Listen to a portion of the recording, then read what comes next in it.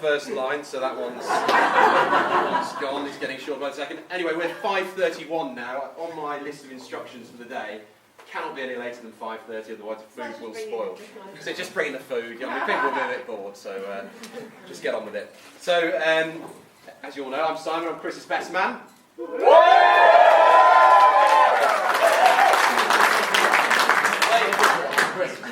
No, Chris, for a long time we worked together at Deloitte and Old First so that's in the sweepstakes.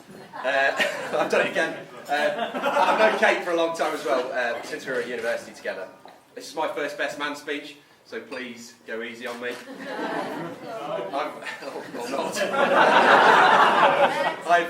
As a lot of my friends will testify, I'm not a particularly funny person. Don't really get jokes that much. So this could be a tough few minutes for you all. I'm setting expectations low. So I've been doing a lot of research into this. Looked on the internet, bought a subscription to something, tried out some jokes on Cat. I think the phrase she used was "babe, that's effing whatever it was," but it wasn't really for me, so I gave up on that. So we're going off piste today. This is highly risky. It might not work, and I might get asked to leave. So I think we'll all agree today it's been a wonderful day.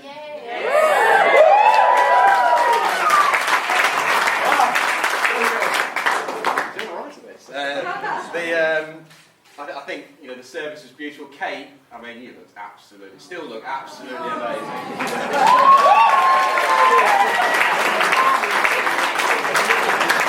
I think it's fair to say that Kate has definitely blossomed with age.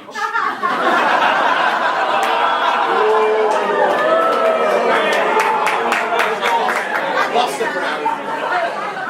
Of course, the one mistake of today was the orders of service not being handed out.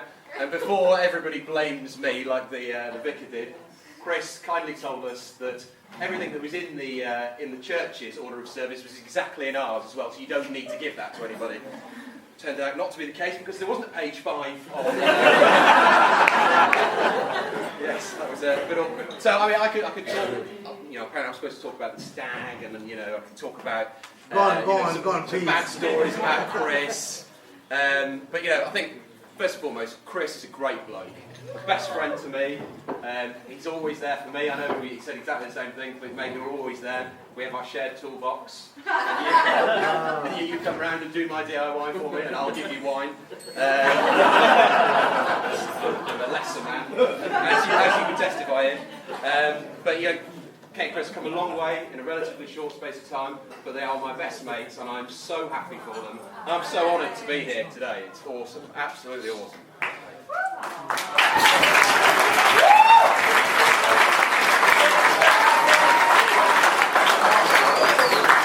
Right then, now comes the fun bit. So I've got all that out of the way, admin done. Thank God. Right, okay. On your tables, there will be an envelope. Yes. As you see, no expense has been spared. I stole it from the office stationery cupboard. So please feel free to open your envelopes now. It'll take a couple of minutes to open up your envelopes. In your envelopes, you will find some words. You'll find some words, and you will also find a couple of old, grainy photographs of a certain Mr. Sandu. A couple of my personal favourites. So if you haven't found those, hope they're in every envelope. Everybody's got envelope, perfect. I think the first thing everybody will say, "Oh my God, is that Chris?" I'll let you just take that in. Passing words around. Passing words around.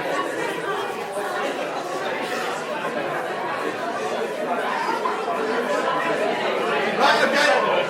That's enough. Ready to get on with this. I know it's quite amusing to see what Chris used to look like in the good old days. So we're going to sing a song. Okay. I realised that I couldn't come here and play the clarinet or the saxophone. Mike's already done that, so that was taken as well. So we're going to sing a song. We're going to sing a song. If anybody's Welsh in the room, okay. The Joneses and the Williamses over there. And he's a rugby fan. Any rugby fans in the room? Good. Yeah. So we're obviously not the Welsh. Obviously not Wales. So we're going to sing Max Boyce's hymns and arias, but I've written some of the words. So fit Chris very nicely indeed. Thank you, my trusty assistant. So you're going to sing the chorus, and we're going to have a little practice of the chorus now. So you have to excuse me, not the best singing voice in the world, but I thought I'd revert to type and just drunkenly sing songs. That's sort of the only thing I'm good at. So the chorus goes a little bit like this. And we are singing at the wedding, Kate and Chris, forevermore. I was going to get Rabbit to stand up to teach you all that stuff. We don't need to do that anymore. Right, we'll sing the chorus once more and then I'll go into the verses. Verses, chorus, you get the idea. It's similar to the church earlier today. Okay, here we go. 1, 2, 3. And we are singing at the wedding, Kate and Chris, forevermore. Here we go. Chris was born in Coventry to parents Jazz and Jane, and when the twins came along, it wasn't quite the same. He was taught by John the Baptist, then he moved to Blue Coat. After scoffing down school meals for years, poor Chris began to bloat. We are singing at the wedding, Kate and Chris, forevermore. Chris worked at Sainsbury's. He passed his driving test. He crashed Jazz's car into a 6-foot hole. He didn't feel the mess. And then he crashed another, and he blamed a Polish bloke. When comparing him to his brothers, he became the household joke. Singing at the wedding, Kate and Chris, forevermore. Off he went to Nottingham. He thought he was the Don. With wet gelled hair and tracksuit on, he felt he looked très bon. Stop it. He thought he was a stunner, but he didn't have much luck. Because he thought he was the sheriff, but he looked like Friar Tuck.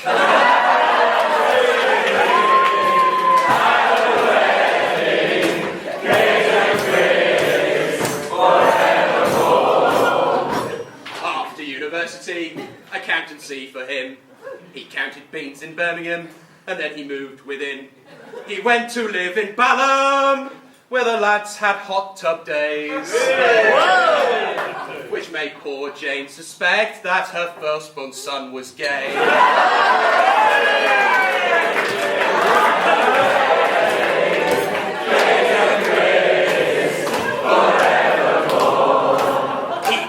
Play some rugby in winter, not in May.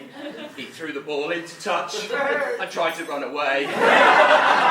Kate was out in Thailand and said, "Simon, who's that stud?"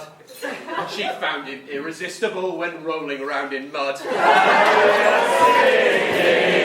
at the wedding, Kate and Chris, forevermore. Thanks to Simon Wallace, that's me.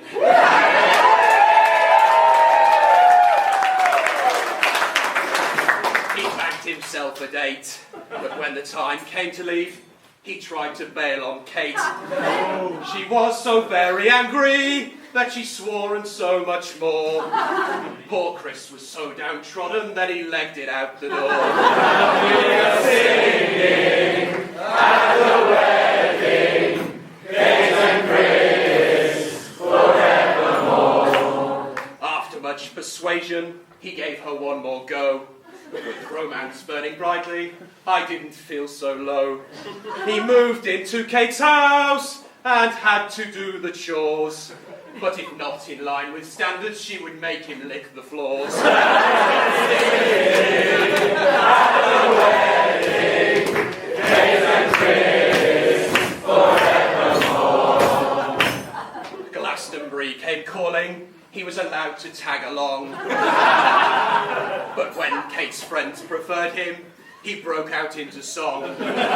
She lobbed a bottle at him, and he broke down into tears. But her friends all rallied round him, and they bought him lots of beers. At the wedding, Kate and Chris forevermore.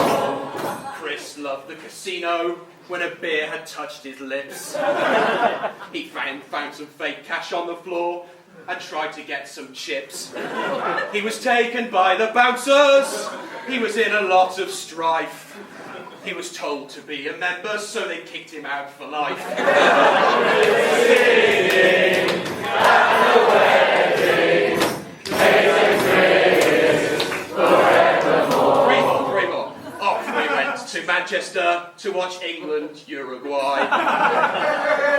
We argued with some little lads who wouldn't let us by. And then they set upon me and kicked me as I lay. Chris told the police he ran back to a kebab shop on the way.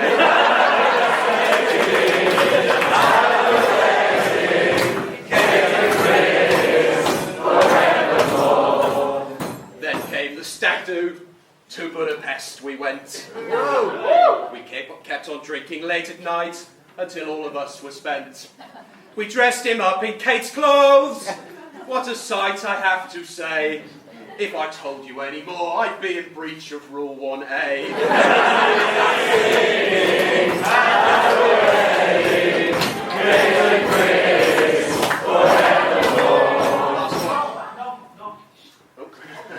Today we had the wedding, which was full of festive cheer.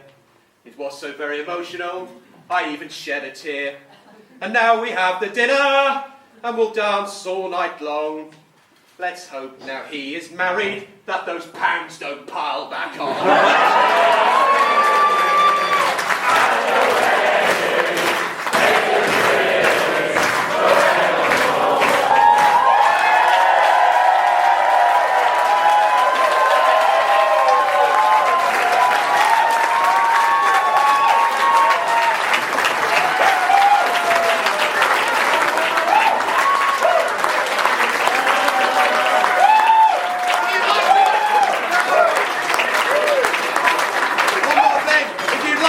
Your glasses to the bride and groom.